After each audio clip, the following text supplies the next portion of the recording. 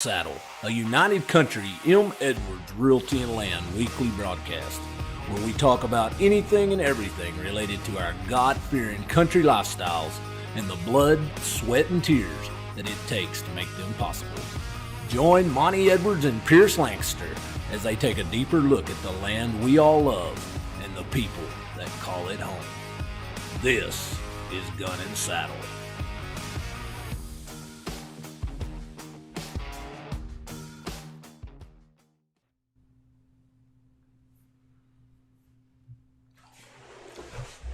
Go ahead. Keep going. We good?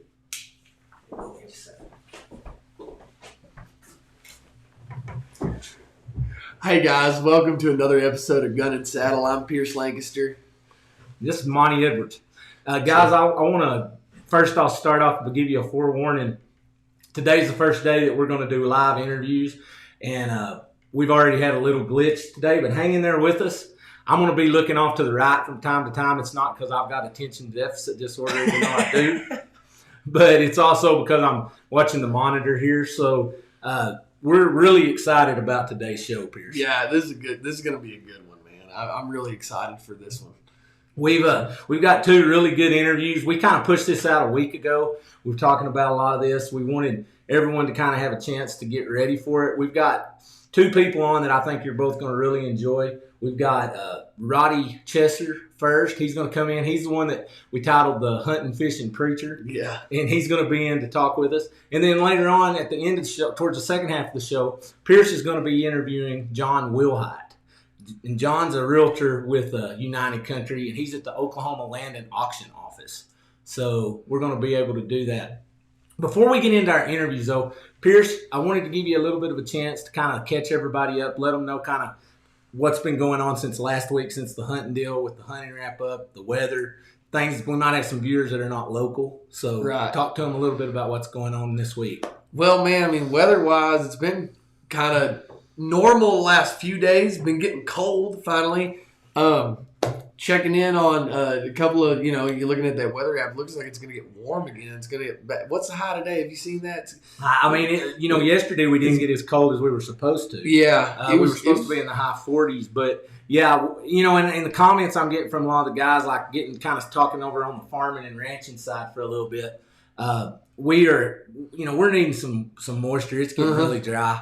Also, we had a good start with some of the guys with the wheat, but this hot weather is taking its toll. I mean, it's not normally 85 degrees consecutive days like we've had, so that's something that we're going to...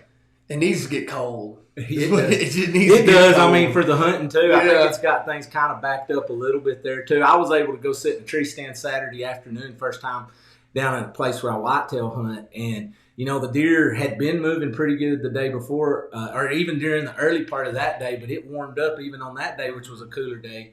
And I wasn't seeing any movement in deer until I was climbing down out of the stand. So, well, I picked up, back to that hunting show, I picked up the cameraman, Jake. He's from Minnesota. Mm-hmm. And when we were driving out to Littlefield, he was telling me about how, up there, they're still getting, 50, 60-degree days. Yeah. If you look at that from a bird hunting standpoint, those ducks, if there's ducks and geese up there, there's no reason for them to move down.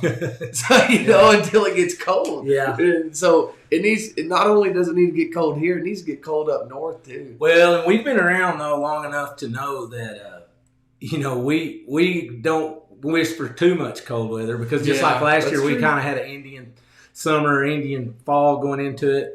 And then, here it came in January and February, and it was one of the most bitter winters that we saw. So, who knows what's around the corner there. I'm excited because we're going to get started with these interviews. I hope you guys enjoy them. I'm going to kind of tee up and go with Roddy first. But before we do that, we're going to take a small break. For all the reasons we at Realty United Country Hunting Properties can list to buy your own hunting and recreational property, these have to be at the top.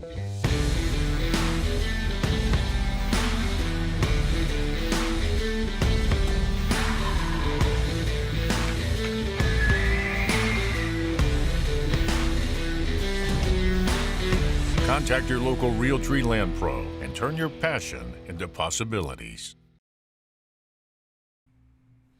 Hey, Roddy. Glad you could join us. Are you hearing us okay? Yes, sir.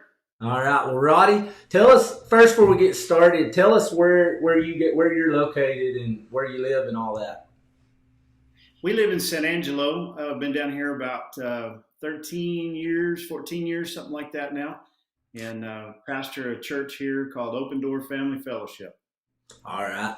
Well, listen, I've got a few questions while we've got you here. I wanted to kind of let folks get to know you a little bit. I actually met Roddy when we were going to school in college, and don't want to embarrass him here, but he was one of the smarter guys that I knew. So I kind of figured out I needed to get some help on some of my math homework, and Roddy was the guy. So no, but we actually kind of had a little gathering every morning. All the ranch kids from New Mexico and a few of the Texas kids, but we'd all eat breakfast at the cafeteria. You remember that, Roddy? You bet, absolutely. Yeah. Well, listen, I just kind of want to go in. I mean, you've got a neat background to me. I know you've got a rich Western culture in your background, but, I'd been a few years out of college when I'd heard that you got into ministry and become a preacher. And I guess one of the questions I wanted to ask for our audience was, when and where did you realize that you were being called to preach? We were living in Clovis at the time, and I was working as a commodity broker. I used to work for Southwest Commodities for Doug Harrison. And just, up until that point in my life, we, went to church, but I really had never read the Bible for myself. And I went, sat down, got my Bible out, went to reading it. And my wife came in one day, and Wendy, she and I were talking, and she said, what have you been reading? What are you thinking? And I said, this is going to sound really strange, but I kind of feel like God's helping me understand the Bible so that I can help somebody else understand it. And she looked at me kind of funny at the time. She said, well, that kind of sounds like preacher stuff. And she didn't marry a preacher. So that this was going to affect her as well. And that's just kind of how it all got started. And I went to a great church at Texaco First Baptist Church, and my pastor was really, really encouraging. And he just got right behind me and really helped me out an awful lot. Well, you answered my next question. I guess kind of touched on that a little bit with your family and everything. But, I know when a person answers a call like that, it can some capacity turn a person's life a little bit upside down. And but it sounds like you had a lot of support and people that were there backing you up. And, boy, you got to love our wives when we take a course correction and they just hang on and go with us, don't you? Absolutely. Another important question, one of the things that I thought was good and wanted to talk about here, since our focus is recreational property and farm and ranch, at least when did you start hunting? I mean, did you hunt as a kid? I talked to a lot of guys that, start hunting later in life, but have you been hunting ever since you were young? Grew up hunting, had a BB gun and a pellet gun when I was little, had a big, good, nice hay barn, and my job was to thin the pigeon population. Hunted rabbits with a 410 and a 22. My dad would load me and my sister up, and we'd go down to an old caliche pit where we dump trash, and we'd shoot bottles, shoot up a box of shells at least once a week.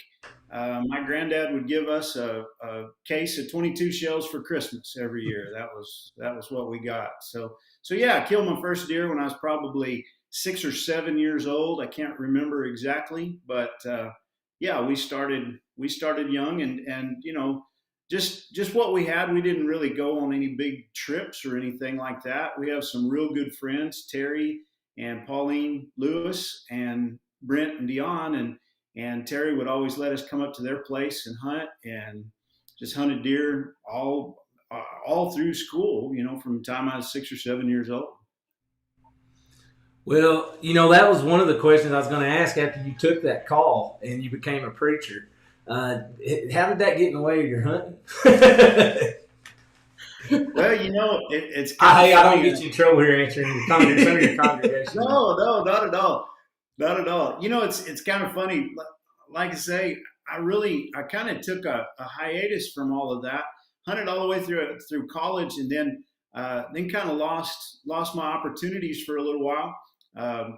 Always called coyotes and one thing and another at mom and dad's place, but really kind of didn't get cranked up again until we moved down here to San Angelo.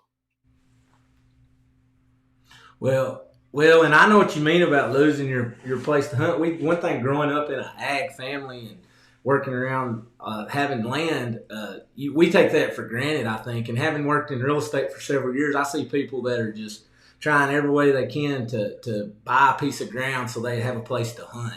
So, that was something that I kind of had happen to me too when I got out of school, and of course got some commitments with my family going that I didn't have before. But I didn't really return back to hunting until I was almost 30, and really hadn't deer hunted until I was older. Started doing that with my son. But that was one of the other things that I wanted to ask you. I see lots of pictures on your Facebook page, and I've kept, that's how we all keep up with each other nowadays, as bad as that is, because then we don't end up calling each other. But I see lots of pictures that show you hunting and fishing, but the thing that I noticed about them that was the most interesting to me was that you were doing it with your kids. And I just wanted to let you talk about that. And it seems like you've always made hunting in the latter part of your life a family activity. So would you tell us a little bit about that, Roddy? Yeah, the Lord's blessed us. We've got 5 children, got 4 girls and 1 boy, and they are from 9 to 20. And we homeschool all our kids. I say we. My wife homeschools our kids. I'm the principal and the shop teacher and the school interrupter. And so I kind of get in trouble sometimes. But anyway, we, you're talking about opportunities. When my kids got, when they were just big enough to hold a gun, I think we're very privileged in this country. We have the Second Amendment. We have the right to keep and bear arms. But along with that, I believe comes an incredible responsibility, and that is to handle them properly. And so we start with 22s, pellet guns, when they're real little. And so we've always shot. Single shot 22 is where they started once they moved past a BB gun and a pellet gun. And we started working our way up. And so when opportunities rose for them to be able to hunt a deer, I have a rule. You have to be able to hit a dinner plate at 100 yards with a 243 before you can go hunt deer. Texas has a rule that you have to be 9 years old to take hunter safety. So, so when my kids are 9, they take hunter safety, and that allows us to go hunt in New Mexico. We've got some friends that have a place in New Mexico, and they let the kids hunt mule deer there and some elk. And so that's kind of how we got started with that with the kids. And I don't pressure them; they don't have to. They all know that's a choice that they have, but they've all wanted to. Julia's my youngest, and I'm going to tell you what: you have never seen a more excited kid than her when it was time for her to take hunter safety. She is so excited, and she is so petite. And I catch a little bit of flack for a 243 with her. But, when you hunt mule deer in New Mexico, you may have to reach out there a little ways, and you need a little bit more punch than a 223 or 22-250 or something like that. So we just like a 243. It's kind of my favorite, and we get them started with that. But, the fact of just getting your kids involved with something like hunting, like fishing, get them outside, get them out in nature, let them see how to, be patient, learn how to sit still and be quiet. And that's what Fred Bear said. He said, if you're gonna be successful as a hunter, you need to learn 2 things: sit still and be quiet. And kids today. For all the reasons. Sorry, Roddy, keep going. No problem.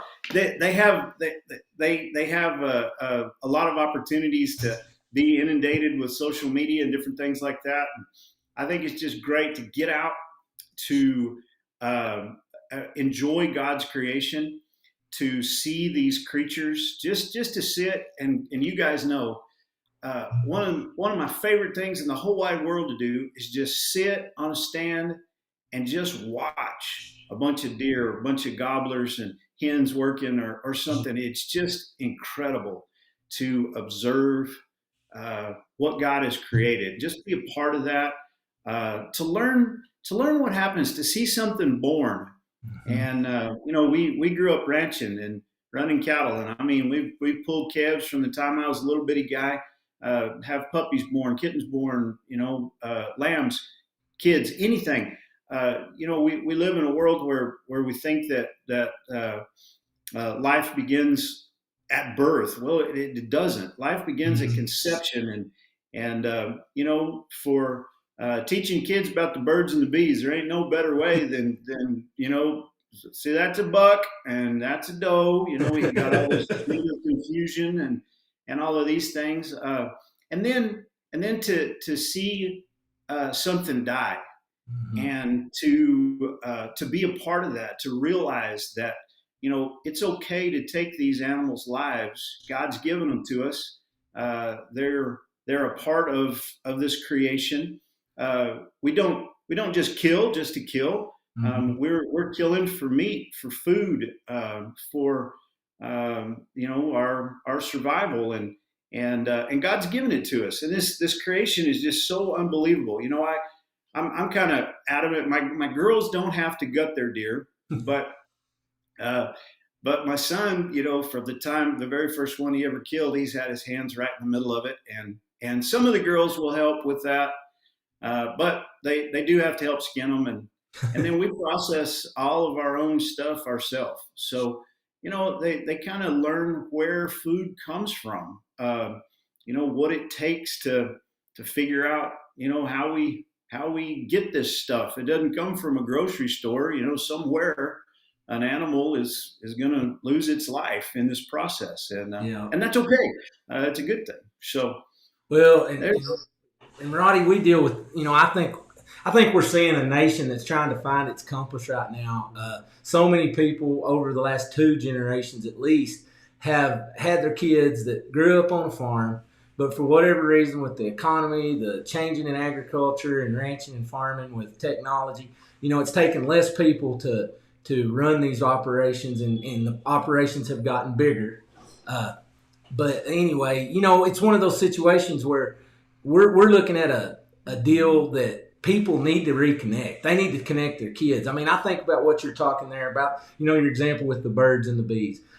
By the time I got to junior high health class, that would have been a foregone conclusion. But you see in the cities where it's such a big deal about sex education, and then also you talk about appreciating life. Sadly, one of the first places that a kid is exposed to a gun in most cases today is on a video game, where if they mess up and shoot something they didn't mean to, they can hit a reset button and start over. And, I remember taking my kid out for the first time when we went deer hunting, and, it was a happy, joyous occasion, but it was a solemn one too. And that's something that they learn that man, we take it for granted. We're blessed that we get to grow up in the rural part of the country and get to do this. But I think there's a lot of people that want to get reconnected to that today, that it's hard. I mean, I agree with you. I think that, I think there's some lessons that can be taught about, not just enjoying nature, but responsibility, making a decision, learning how to look at an animal and decide. Right now we're hunting culls on the place that we are at, and so you gotta get ready before you go. When that great big really nice pretty one walks up, you gotta let him walk. You don't get to just go, oh well, let's just shoot him and go on. We have a landowner that is trusting us to help with his program of conservation and genetics and all of those kind of things. So there's so many lessons that kids learn. But the most important one to me is just being together. I get a kid or two with me in the pickup or in a deer stand, and I got their total attention. Phone won't work, and so nobody's going to call or text, and we just spend time together, learn how to do something. And you know what? I don't even think it has to be involved in agriculture, hunting, and fishing. Just something. I agree. Dads and moms get in their kids' lives and teach them how to do something that's not necessarily about being a kid. Teach them about something that they're going to do for the rest of their life. Mm-hmm. And I think that's how kids grow up. No doubt. And I know you and I share an acquaintance, a guy that talks a lot about what we teach our kids around the kitchen table. And, same thing. And that kind of segues me into a little deal I want us to touch on before this section ends. You visited a little bit about your church and the approach that you guys take with the family-based ministry. Boy, it just lines up real good with the way I can tell you just live your life, Roddy. And if you could, tell us a little bit about your church and how you guys are set up. I think it'd be interesting for some of the folks out there listening. Well, when we started our church, we decided that we were going to use a family integrated approach. So instead of separating families for discipleship, we try to keep folks together. And then we really encourage and try to equip families to carry out discipleship in their home. So in other words, mom and dad sit down with the Bible, read the Bible together with their kids, take turns reading the Bible. We don't have this is the way you do it. We just want to encourage families to pray together, to open up that Bible together and read together as a family, and spend time, intentionally discipling our children, and husbands and wives intentionally encouraging each other in the Word, rather than it being, we all come to church and the kids go to their class, mom goes to her class, dad goes to his class, and then we meet up again for lunch. We try to keep folks together. I think the most important lessons, here's part of it. When I was growing up, I can tell you pretty much every really important lesson that my dad ever taught me. And none of them were in a classroom. None of them were involved, some kind of PowerPoint presentation. They were, this is how you make sure that you cinch a horse up tight. This is how you make sure this rope is tied on tight so that you don't get your finger underneath there. This is how you dally. This is how you nail a shoe on a horse. This is what a sick calf looks like. This is how you pull a calf, and also this is how you handle money, because God is watching you. Right. The way you handle your money is talking about your heart. You need to put your trust in Jesus and trust in Him for salvation alone. And my mom and my dad, they instilled those things into me. So did my grandparents. I had a really, really great. I wouldn't trade for the way I was raised for anything in the world. But what it boils down to is they had a little boy. There's a guy named Steve Farrar, and he writes a lot of men's ministry kind of stuff. And one of the things that Steve Farrar says is, he says, the only thing that God can use to make a man is a little boy. Amen. But I mean, how it's so simple, and yet you look at it, and we live in a culture that's trying so hard to keep little boys. So we got a bunch of grown up people, but they still act like little boys. They still have the character of little boys. And I did not grow up in a household like that. I grew up in a household where, we played and we were allowed to play. We had all the fun in the whole wide world, but there were certain times that it was like, okay, we're not playing now. Now you need to sit up and pay attention. I call it the when you get to the gate thing. We've been gathering this pasture, and we get to the gate. Yeah. And you might have been riding back a little bit. You might have been tailing along. You might have been going slow. You might have been daydreaming. But when you get to that gate, you better sit up, pay attention, because they're going to try to turn back. And when they do, you better be filling your hole.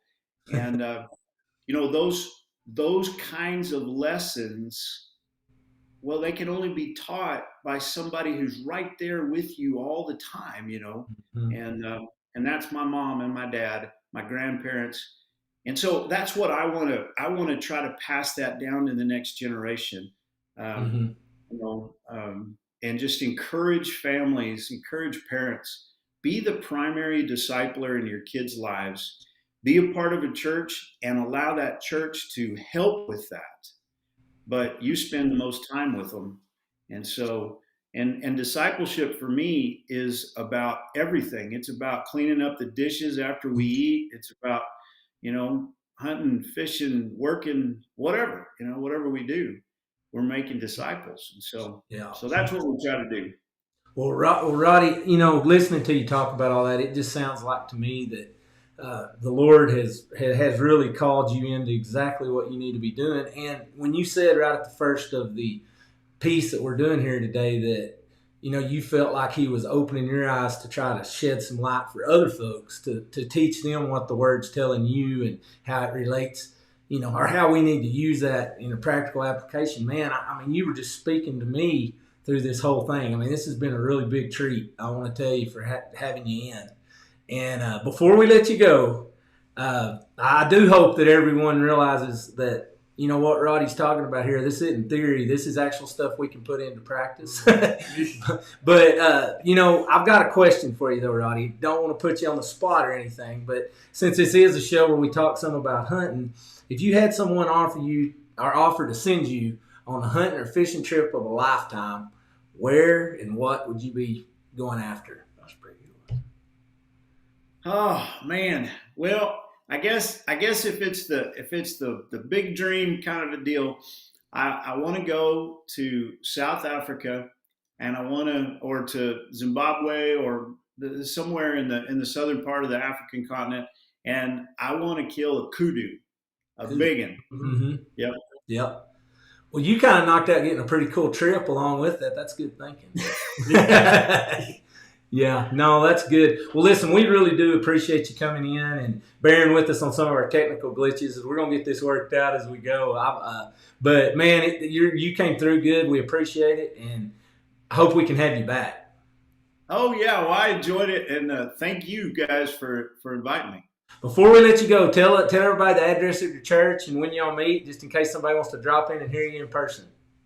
Yeah, we rent a building. It's 1410 Garfield Street in San Angelo. It's the Gospel Ministries to Children's building, and we have church at 10:30 every Sunday morning, and we have a potluck dinner after church every Sunday. So, oh wow, anybody's welcome. There you go.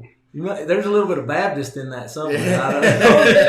Amen. No, I'm kidding with you. No, we appreciate you coming in, and like I say, thanks, Roddy. Thank you, guys. Yep, have a good one. The time has come to sell, but who can you trust to help? This isn't just dirt. It's the place your children took their first deer. Honey, that's a giant. The value of the timber is the old wooden stand you just can't bring yourself to tear down. The roads may be gravel, but they access countless memories. This is more than lines on a map. It's your small piece of heaven. Heck yeah. This is your property, and that's why we want to be your agent. Realty United Country. Turn your passion into possibilities.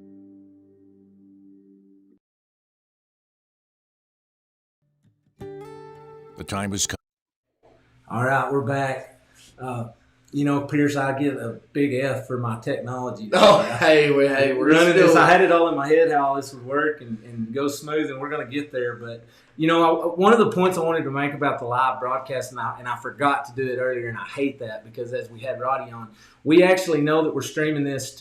I don't know if you guys know this, but we're streaming this, multi-streaming out to several Facebook channels, YouTube. We're working on getting on also on LinkedIn. But we're also streaming it to Twitter, to our Facebook page, our Twitter page. So you guys have the option to come in on these live broadcasts and ask questions. And, we've got Roddy that was here. I wish I would have pointed that out when we were here, but we're fixing to have John Wilhite come on.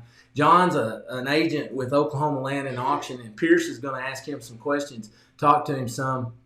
But feel free. I'm going to be watching the monitor over here. It'll work a little easier on this one because I've got the monitor on my side. If you guys have a question, want to pop one in, and you are listening to this live, we'll be able to look at those comments as they come in and even possibly pop one up on the screen. So without further ado, we're going to bring John in. John's been patiently waiting over here in the green room, but we're going to get John pulled up here so we can talk to him. Hey, John. Hey, John. How you doing? I'm not sure we're getting any audio. Hold on just a second. Again. You gotta be patient with us. You know, this is the first time. Yeah, it's saying right now it's muted on John's end, so I don't know if he can hear us. But let's see if we can get that up and running. While he's working on that for just a second, I wanted to tell you a little bit about our upcoming interviews that we're going to have. We've got some things posted or planned in the works. Next week, it's not official yet, but I'm working on either having Slade Priest and Ryan Wascom, or we could be talking to some folks down in Turkey, Texas. So we're going to have a little surprise there. See if we can get that going. John, we're going to take another little break for just a second. We're going to see if we can figure out this issue with the microphone. We'll be right back. For all the reasons we at Realty United Country Hunting Properties can list to buy your own hunting and recreational property, these have to be at the top.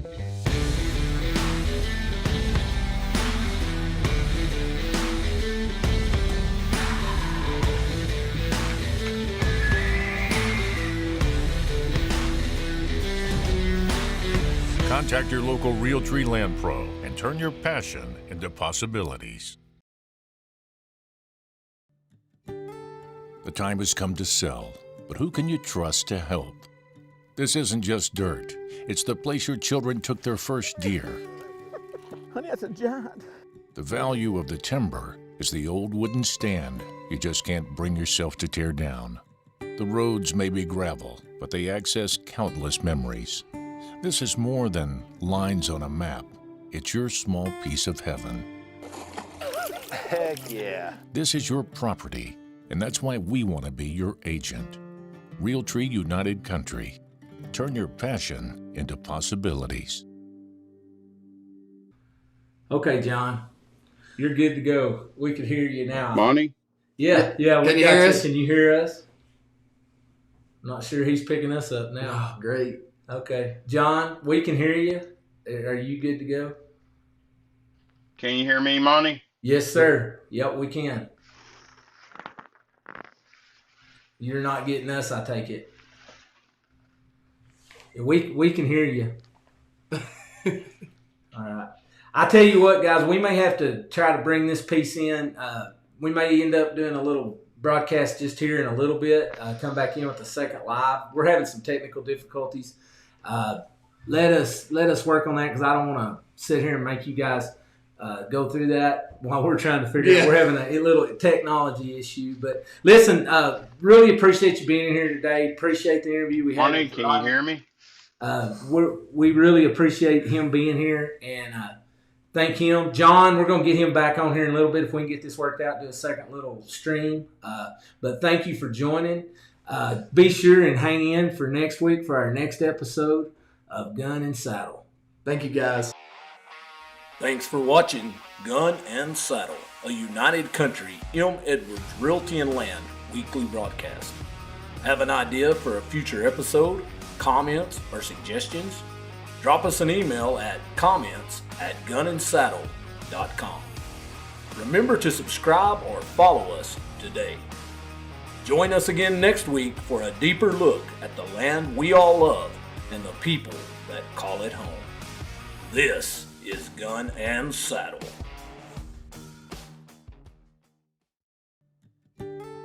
The time has come to sell, but who can you Hey guys, I hope you're enjoying this video. If you're watching it on YouTube, please be sure to like and share the video, and also don't forget to subscribe to our YouTube channel. That's one of the best ways that you can stay up to date on new listings and new activities that are going on with M. Edwards Realty and Land. And if you're watching this video on Facebook, be sure to like and share the video, as well as like and follow our page. Thank you guys.